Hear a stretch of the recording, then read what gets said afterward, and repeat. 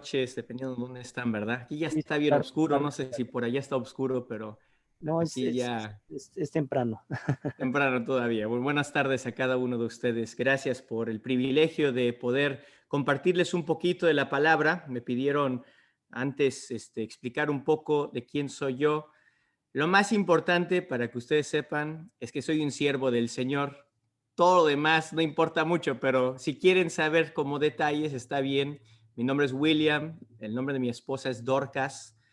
Nosotros vivimos, bueno, yo prácticamente fui criado en la Ciudad de México, entonces conozco todo por allá, pero actualmente, y mi esposa fue criada en Ecuador, ella es de la ciudad de Guayaquil, Ecuador. Actualmente nos encontramos en el estado de Virginia, en Estados Unidos, a 1 hora sur de la capital de Washington, D.C. Aquí nos trajo el Señor hace ya casi 6 años. En enero cumplimos 6 años de mudarnos de la Ciudad de México, en donde pastoreaba una iglesia en Tacubaya llamada la Iglesia Bautista de la Capital. Ahí siguen pastoreando mis papás. Mi papá es Edwin Hogland, por ahí el apellido, ¿verdad? Muy mexicano ese apellido, no tan mexicano, pero por ahí me lo heredaron. Entonces, nos mudamos para acá con el fin de plantar iglesias hispanas. Decimos hispanas porque son hispanohablantes, pero no son iglesias mexicanas, no son iglesias guatemaltecas o salvadoreñas, no son iglesias culturales, son iglesias multiculturales y di que el Señor nos ha dado un gran reto, porque aquí hay 21 países diferentes que hablan el español y una población de 1 millón de hispanohablantes en esta región. Entonces, las naciones han llegado a este sitio por muchas razones y el Señor nos ha llamado a traer iglesias que puedan hacer discípulos de estas personas con una visión amplia de que estas personas puedan hacer un impacto en sus países y que también podamos colaborar entre países hispanohablantes para llevar el mensaje de Cristo a lugares que otras nacionalidades les cuesta, ¿no? Ustedes quizás no sepan tanto, pero acá los gringos, pues por ser quienes son, no pueden ir a ciertos países, ¿no? Las puertas están bien cerradas. Pero nosotros que tenemos pasaportes mexicanos, ahí nos tratan en estos países mejor que a ellos. Y si el evangelio tiene que llegar a cada rincón, no va a llegar por puros gringos, ¿verdad? Tampoco va a llegar por puros mexicanos. Va a llegar por una colaboración internacional de los seguidores de Jesús hasta que el último lugar más remoto de la tierra pueda escuchar el evangelio. Entonces nosotros somos una pequeña parte, como ustedes, del plan redentor del Señor, en plantar iglesias, compartir el evangelio, bautizar a la gente, entrenarlos y enviarlos a que se siga proclamando este mensaje. Eso es lo que nosotros hacemos. Tenemos 5 años de haberlo hecho. Inicialmente, cuando llegamos acá, fuimos apoyados por una iglesia que se llama Spotswood Baptist Church. Nosotros ya nos encontramos en proceso completamente autónomo de ellos. Ahí estaba compartiendo el pastor antes, su pastor David, acerca de los procesos del siguiente año, de la Constitución. Nos entendemos muy bien en eso, porque nuestra iglesia ya está en ese proceso. Ya ojalá principios del próximo año, ya contemos con toda nuestra identidad legal ante la autoridad. Y aquí hay algunos beneficios. En México no hay tantos beneficios, ¿verdad? Pero en Estados Unidos hay beneficios para las iglesias registradas. Entonces esperamos poder contar con esos beneficios para seguir con la obra de Dios acá. Bien, si quieren saber más, siempre estoy abierto a las preguntas, pero a mí me gustaría ir directo a lo más importante. Vamos a la escritura, si me permiten. Vamos a abrir nuestras Biblias en Hechos capítulo 2 y solo quiero desempacar un versículo. Es un versículo que lo más seguro es que se lo saben. Si no se lo saben, perfecto, lo van a conocer por primera vez, pero es un versículo típico, muchos se lo memorizan. Hechos capítulo 2, versículo 42, pero hoy quiero tomar el tiempo de sacarle el jugo como un trabajador, vendedor de jugos de naranja en la Merced. Vamos a sacarle cada gota a ese versículo porque tiene mucho valor para nosotros como creyentes. Vamos a escudriñar, dice la palabra, ¿no? No solo vamos a leerlo, no solo vamos a pensar un poquito sobre ello, vamos a ir analizando con cuidado, detalladamente algunas palabras y nosotros que tenemos ese interés de no solo tener una creencia superficial en el Señor, sino creemos en el Señor, es decir, que somos sus siervos, que su palabra es lo que nosotros queremos vivir. Entonces, con ese corazón, con ese deseo de poner en práctica la palabra, vamos a ir estudiando. Hechos 2:42 empieza diciendo, y perseveraban. Rápidamente el contexto. Ese es el libro de Hechos. Hechos del Espíritu Santo a través de los seguidores de Jesús. Y ya ha sucedido algo, pero increíble, ¿no? ¿Se acuerdan al principio? Jesús decide reclutar discípulos y no se va a los lugares mejores donde dicen aquí viene la gente exitosa. No, no, no. Se va por allá en Galilea. ¿Qué diríamos nosotros en la Ciudad de México? Se va por allá a Chalco, ¿no? Se va por allá a lugares donde dice uno, ¿qué va a salir bueno de por allá? Entonces, escogen el lugar que ustedes quieran y Jesús va a ese lugar a reclutar seguidores suyos y les dice a ellos, síganme, porque yo los haré pescadores de hombres. Por 3 años los entrenó. Entre ellos está ese famoso pescador Pedro. Y cuando Jesús hace lo que tiene que hacer por nosotros, se ofrece en sacrificio, muere, todos sus seguidores lo abandonan, todos como que tenían una fe rara, ¿no? Como que no creían, no entendieron lo que Jesús venía a hacer, pero Pedro al final, después de traicionar al Señor mismo, sabían que Pedro había traicionado también a Jesús, no solo Judas. Jesús tiene que ir por él y lo restaura y le dice, a ver, me amas, ¿no? Sígueme. Te escogí para hacer una obra, de predicar la palabra. Y entonces Pedro retoma su seguir al Señor. Y llega el día de Pentecostés y después de años de ser entrenado por Jesús, recibe el Espíritu Santo y empieza a predicar con valentía. Y le dice a una gran multitud, pero miles de personas creen en ese mensaje. ¿Se imaginan lo que es pasar de una iglesia de como 120 personas y en un día hay 3,000 nuevos creyentes? Eso es una pesadilla para un pastor, ¿eh? No crean que eso es como algo, eso es como, wow, qué terrible, imagínense, es como tener 3,000 bebés nuevos que hay que cuidar. Eso es un trabajo, wow, incomprensible. Sin embargo, así fue en la iglesia. El evangelio explotó, cambió muchísimas vidas. Y al hacer eso, el Espíritu empezó a obrar en las personas y se formó algo maravilloso que nosotros llamamos la iglesia. Y este versículo, Hechos 2:42, es una descripción de la iglesia. A veces la llamamos la iglesia primitiva, ¿no? La iglesia en su estado inicial. Y es una descripción no solo para ellos, sino para cada uno de nosotros como discípulos del Señor. Toda iglesia debería ser esto. Y empieza el texto diciendo que perseveraban. ¿Entendemos lo que significa esa palabra? Quiere decir que no es un ratito. Quiere decir que ser iglesia no va a ser fácil. Quiere decir que vendrán dificultades y pruebas. Y nosotros tenemos que saber perseverar. Requiere compromiso. Requiere una decisión segura de lo que uno quiere. Requiere contar el costo de lo que significa seguir a Jesús. Que seguirlo a Él vale más que cualquier otra cosa en la vida. Entonces, cuando vienen las pruebas y perdemos y sacrificamos, no decimos, ya no quiero seguir al Señor. ¿Por qué? Porque ya tomamos la decisión que seguir al Señor vale más que cualquier otra cosa. Sí, perseveraban en 4 áreas específicas, las cuales quiero que ustedes, como iglesia en la Ciudad de México, recuerden y pongan por obra. Dice la Escritura, y perseveraban en la doctrina de los apóstoles. Bueno, antes de que llegue a ese segundo punto, primer punto de los 4, hay que recordar esta etapa, ¿no? Ahorita estamos en la etapa de Navidad, muchas fiestas. ¿Quién sabe cómo van a ser las fiestas este año, verdad? Con toda la situación.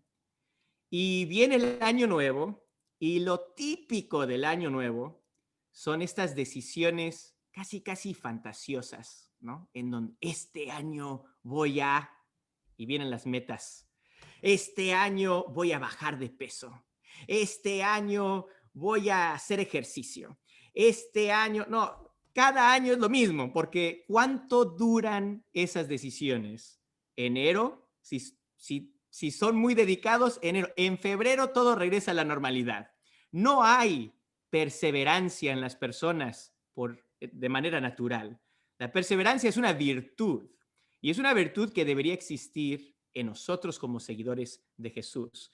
Así que nos va a costar, pero debemos estar dispuestos no perseverar por un mes, no porque sea el año nuevo, sino porque el Señor se lo merece. Él es digno de que le sirvamos en cualquier tiempo y a través de cualquier situación. Así que perseveraban en la doctrina de los apóstoles. Doctrina quiere decir enseñanza, ¿no? De los apóstoles. ¿Qué es lo que enseñaban los apóstoles? Lo mismo que se les enseñó a ellos. ¿Qué es lo que enseñaba Jesús? Jesús tomaba las escrituras hebreas, lo que los profetas habían dicho, y lo enseñaba de una manera donde él era la persona céntrica, donde él era el cumplimiento de todo lo que ellos habían dicho. ¿Sabían ustedes que hay varias maneras de interpretar la Biblia? Que no todos interpretamos la Biblia de la misma manera y que no debemos de interpretarlo como algunos judíos quieren convencernos, es que Jesús era judío, hay que interpretarlo como judíos. Bueno, Jesús no lo interpretaba como judío. Jesús lo interpretaba como él quería y se tomaba el tiempo de decirles, es que ustedes piensan que en la Biblia van a encontrar vida eterna, pero vida eterna se encuentra en mí. Es que ustedes piensan que al estudiar la Biblia van a recibir la salvación, pero la Biblia apunta hacia mí. Se tomó el tiempo, ¿no? De hablar con varios seguidores, de decirles, aquí estoy yo, en los libros de Moisés, aquí estoy yo, en los profetas, aquí estoy yo, en los salmos. Entonces, hay una manera cristocéntrica de conocer la palabra. Y nosotros como pastores tenemos ese llamado, no de predicar una Biblia interpretada a nuestra manera, sino de predicar lo que los apóstoles enseñaban, lo que Jesús enseñaba. Yo le doy gracias a Dios porque conozco a su pastor David y yo sé lo que él enseña lo que Jesús enseñaba. Entonces ustedes tienen que perseverar en eso. ¿Saben qué sucede cuando una iglesia quiere ser un poco floja en cuanto a estudiar la Biblia y enseñar la verdad acerca de Jesús? Empiezan a enseñar otras cosas que para el mundo tendrán valor, pero para la iglesia no tienen mucho valor. Empiezan a flaquear porque están enseñando psicología, entretenimiento, ciencia. Ninguna de estas cosas son malas en sí, pero ninguna llega a tener el valor de la verdad de la Escritura. Y por eso perseveramos. ¿En qué? En que ustedes abran sus Biblias, en que lean, en que mediten, que estudien, en que profundicen lo que dice la Escritura. A tal grado como aquella historia encontrada en el segundo libro de Samuel, capítulo 23, versículos 9 y 10, a ver si lo recuerdan. Yo lo voy a leer y a ver si se acuerdan de esta pequeña historia. Después de hablando de los valientes, Eleazar, hijo de Dodo, Ahorita, uno de los tres valientes que estaban con David cuando desafiaron a los filisteos que se habían reunido allí en la batalla y se habían alejado los hombres de Israel. Este se levantó e hirió a los filisteos hasta que su mano se cansó y quedó pegada su mano a la espada. Aquel día Jehová dio una gran victoria. La recuerdo cómo era. En una batalla, este hombre Eleazar, viendo cómo la mayoría del pueblo tuvo miedo de la situación que venía, él tuvo la decisión de mantenerse cerca de David y de pelear con David hasta morir. Y se agarró de su espada, dice la escritura, de tal manera que quedó su mano pegada. Yo sí he agarrado algunas cosas por mucho tiempo, ¿no? Y hasta siento esa, ¡ay! Ahora está difícil soltarlo. Pero te imaginas estar en una batalla y que después necesitas que alguien te ayude a quitar cada dedo de la espada. Eso sería increíble. Así debería ser nuestra perseverancia en la Escritura. Así deberíamos de tomar nuestra espada, la Biblia. Así deberíamos tener esa actitud de luchar junto con nuestros líderes, aun cuando otros tuvieron miedo y se echaron para atrás. Debemos de tomar la espada del Señor y pelear junto a ellos. Yo les puedo decir por testimonio propio, tengan cuidado con quién se juntan, porque si su pastor es un siervo de Dios, los ataques vienen durísimos, ¿no? Si ustedes no quieren ser atacados, no se acerquen a un siervo de Dios. Pero si ustedes saben que lo que el Señor quiere es que peleemos una buena batalla, entonces búsquense a un llamado de Dios que está ahí por ahí plantando una iglesia y díganle, yo voy a pelear con usted. Yo me voy a aferrar a la palabra y hasta donde lleguemos compartiendo esta palabra del Señor para que esas paredes del infierno caigan en este lugar. Ese debe ser nuestra dedicación y nuestro compromiso con nuestra espada, la palabra. Entonces, perseveraban en la doctrina de los apóstoles. Número 2, en la comunión unos con otros. En la comunión unos con otros. La palabra comunión en sí está compuesta por dos. Común, unión. Vamos a voltearlas. Unión común. Lo que tenemos en común y lo que nos hace unidos. Ellos perseveraban en eso. Es tanto una actitud y una práctica. Es poder reconocer no nuestras diferencias, sino lo que nos hace uno. Si se nos olvida qué es lo que nos hace uno, podemos repasar el pasaje de Efesios capítulo 4, versículos 4 al 6. Tenemos un Padre, el mismo. Tenemos un Salvador, un mismo Espíritu, un mismo bautismo. Somos todos de la misma iglesia. Sí habrán diferencias. Sí, porque el Señor me dio un don a mí, te dio un don diferente al mío, pero el Señor es el mismo que da los dones. Sí, tenemos nuestras diferencias porque como miembros somos diferentes partes del cuerpo, pero todos somos parte del cuerpo. No podemos menospreciar a unos porque no son como nosotros. Esto es fácil de observar en cualquier iglesia. En México, típicamente las iglesias están repletos de mexicanos, ¿no? Por ahí hay algunos extranjeros, pero casi todos son mexicanos y hay muchas cosas en común. En nuestra iglesia acá tenemos mexicanos, guatemaltecos, salvadoreños, hondureños, de Colombia, de Ecuador, de Chile. Hoy visitó un argentino. Es, como no tienen idea, muy diferente. No tenemos mucho en común, ¿no? Si fuéramos por las diferencias, no habría mucho en común entre nosotros, ¿no? Si luego entre los que somos de la Ciudad de México y los que no son de la Ciudad de México tenemos nuestras diferencias, imagínense de otros países. Cuando comen diferentes cosas y tienen costumbres diferentes a las nuestras, fácilmente nos podríamos estar peleando por todo. Es que así no se deben de hacer las cosas. Es que la forma correcta de hacer las cosas, uy, fácil podría ser pelearnos por las tantas diferencias que tenemos. Bueno, ustedes podrán apreciar algo porque ustedes no tienen un pastor mexicano, ustedes tienen un pastor venezolano, aunque quiere ser mexicano, ¿verdad? Por ahí de repente anda con sus cosas mexicanas, pero no, él es fiel a su país, ahí el Señor lo puso y va a recibir y continuar con su cultura, pero entienden, lo que tenemos en común no es de qué país venimos, no son las costumbres que tenemos, no es la educación que hemos recibido. Lo que tenemos en común es el Señor. Y en eso nos debemos de enfocar y en eso nos debemos de acercar. Ellos tenían comunión unos con otros, tenían relaciones profundas, íntimas, se acercaban y compartían sus vidas. ¿Qué pasa cuando no perseveramos en esa comunión unos con otros? ¿Saben qué? Nuestras iglesias se convierten en teatros. ¿Sabes lo que es un teatro? Donde solamente vas, ¿no? Pagas la entrada, ves la película y te vas. ¿Qué comunión tuviste con la otra persona que estuvo sentada ahí? Nada. Solo fuiste a mirar algo y te fuiste. La iglesia no es un teatro. La iglesia no es un lugar donde te sientas y escuchas algo y te vas. No, no, no. La iglesia es una familia en donde vas para servir al Señor, conociendo a las demás personas y haciendo tu deber. ¿Y cuál es nuestro deber? Amarnos. Amarnos como el Señor nos ha amado a nosotros.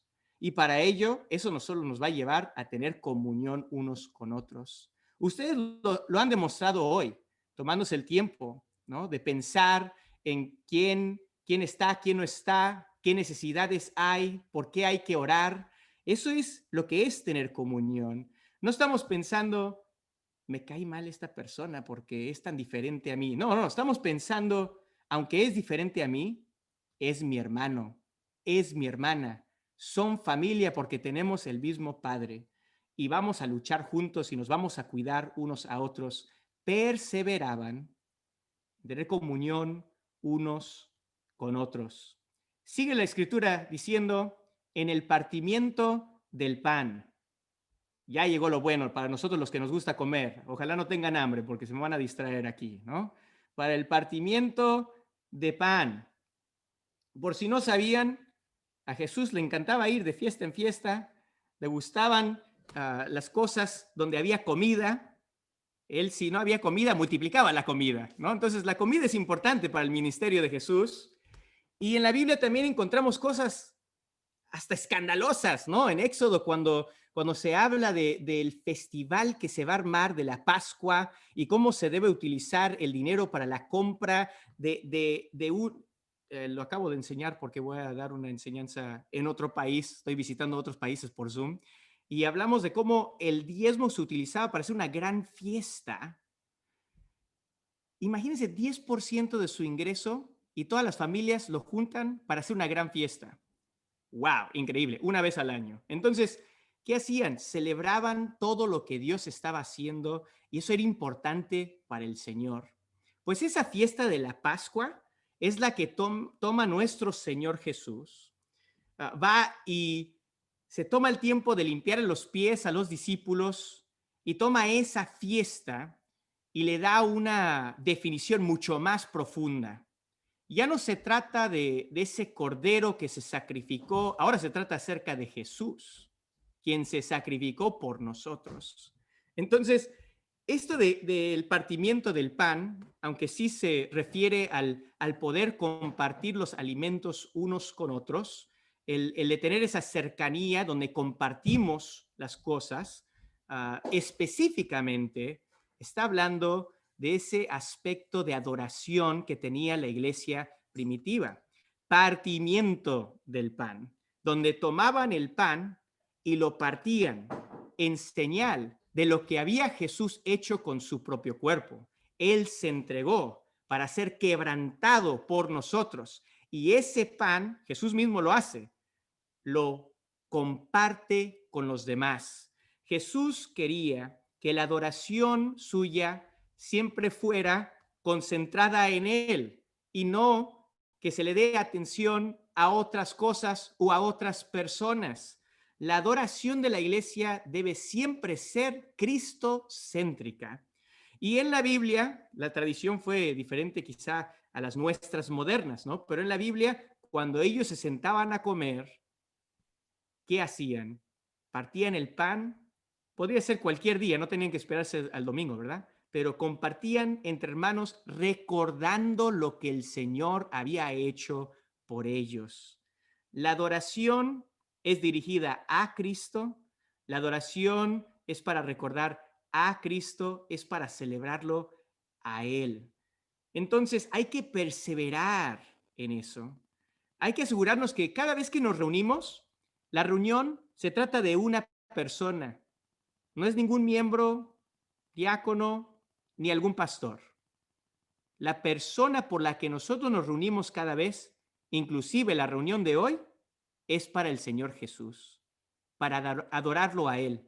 Y yo le doy gracias a cada uno de ustedes por conectarse, porque ustedes están adorando al Señor al decir, bueno, aunque no nos podemos reunir, nos vamos a reunir de esta manera. Vamos a darle a Dios este tiempo donde lo vamos a reconocer a Él, a pesar de que estamos en medio de una pandemia. Hay muchas razones por las que uno podría rendirse, pero nosotros somos la iglesia de Cristo y perseveramos en el partimiento del pan.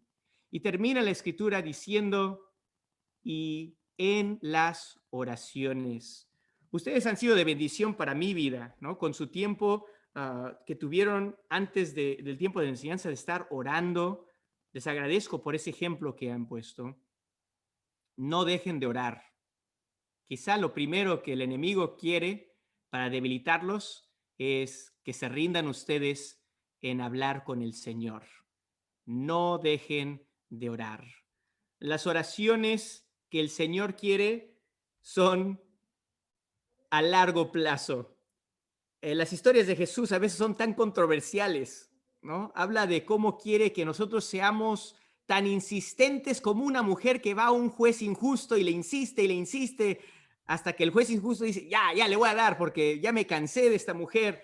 Pero nosotros sabemos que Dios no es injusto.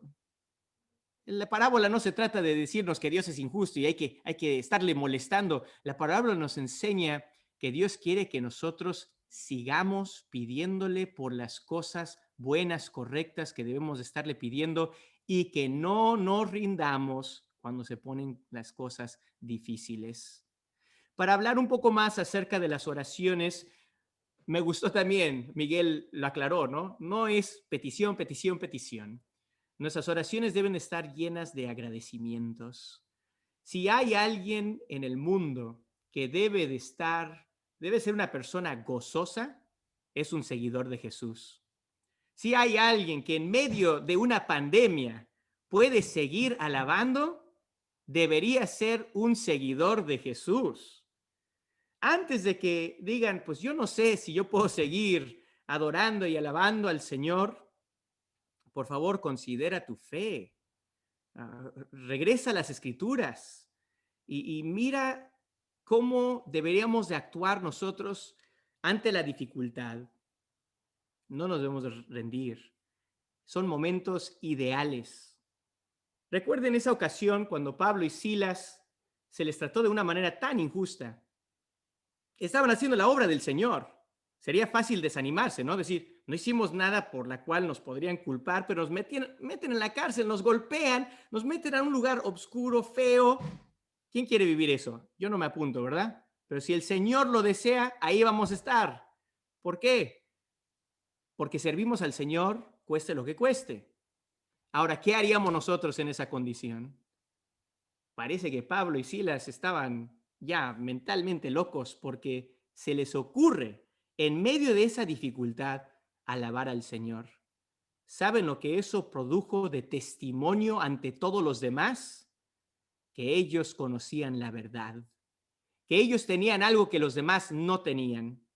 Durante esta pandemia, yo les animo, iglesia, no dejen esas oraciones a un lado. Bueno, aclaro, ¿no? Si su alabanza no es oración, no es alabanza. La alabanza tiene que ser hablada hacia Dios, dirigida hacia el Señor.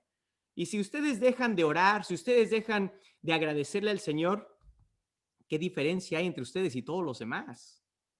No, ustedes deben tener una fe, como lo compartió el pastor David hace rato. Nosotros no somos positivistas. Nosotros sabemos que como ovejas al matadero, nuestra vida va a ser de sufrimiento. Sin embargo, todas las cosas Dios la usará para bien porque nosotros lo amamos a Él y Él nos ama a nosotros. Entonces, no es positivismo, es fe, es conocer al Señor. Es decir, pase lo que pase, estoy seguro que Dios cuida de mí y que Él tiene planes que yo ni siquiera puedo comprender. ¿Lo entiendo? No, pero le creo, sí. Y porque le creo, puedo yo estar agradecido en todo momento, a pesar de las dificultades. Es más, hay veces que la Biblia menciona, debemos estar gozosos cuando tenemos dificultades, porque se nos está probando la fe y eso es para nuestro bien. Así que nuestras oraciones deberíamos de perseverar en agradecimientos hacia nuestro Dios. Y dos, las oraciones no solo deben de ser, ¿no?, agradecimientos y las peticiones, nuestras necesidades, las cuales Dios quiere escuchar, sino también en nuestro tiempo de oración, la clave está en pedir por lo que Dios quiere.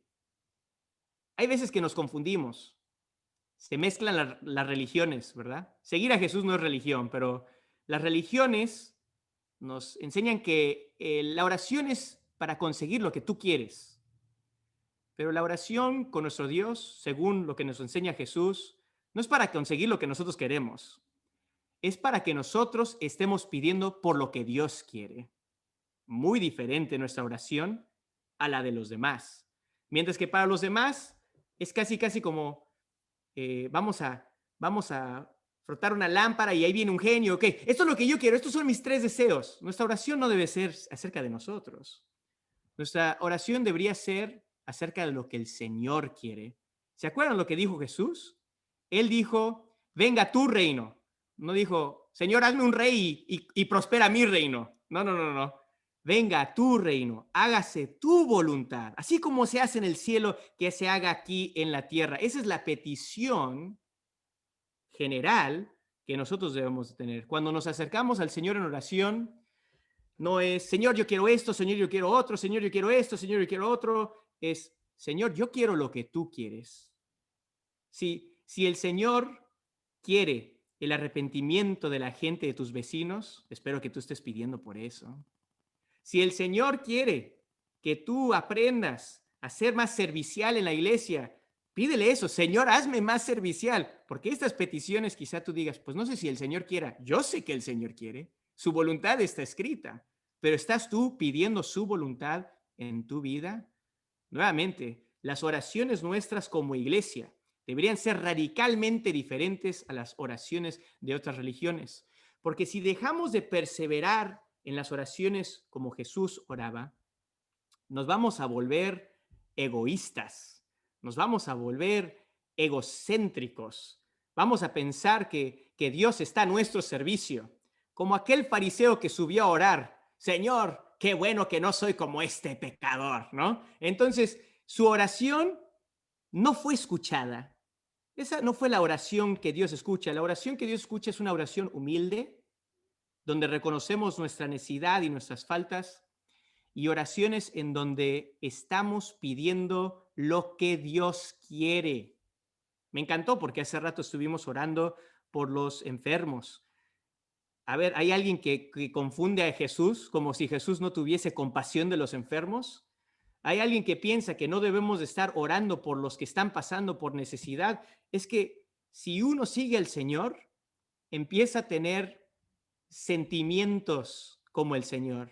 Empieza uno a tener compasión por los demás, hasta por sus propios enemigos. Entonces, orar como un seguidor de Jesús es orar algo radicalmente diferente. No es pedir por lo que nos conviene o lo que nos gusta, es pedir por lo que el Señor quiere. Hay que perseverar en ese tipo de oraciones. Así que, iglesia, les dejo ese reto, ¿no?, de comprometerse con el Señor, con su obra, con su iglesia.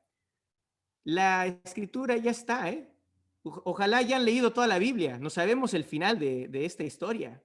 Sí, habrán dificultades, plagas, pandemias, pero les digo un secreto, el Señor gana y su iglesia también. Y si ustedes son parte de la iglesia de Cristo, entonces ustedes son victoriosos. No se desanimen. La batalla, se puede ganar y perder, pero la guerra el Señor ya ha ganado. Entonces, no se desanimen, sino renueven su decisión de seguir al Señor y perseveren en estas 4 cosas como la iglesia de Cristo, en la enseñanza de los apóstoles, en la comunión unos con otros, en el partimiento de pan y en las oraciones. ¿Me permiten orar por ustedes solo para pedir al Señor que los bendiga? Y con eso termino.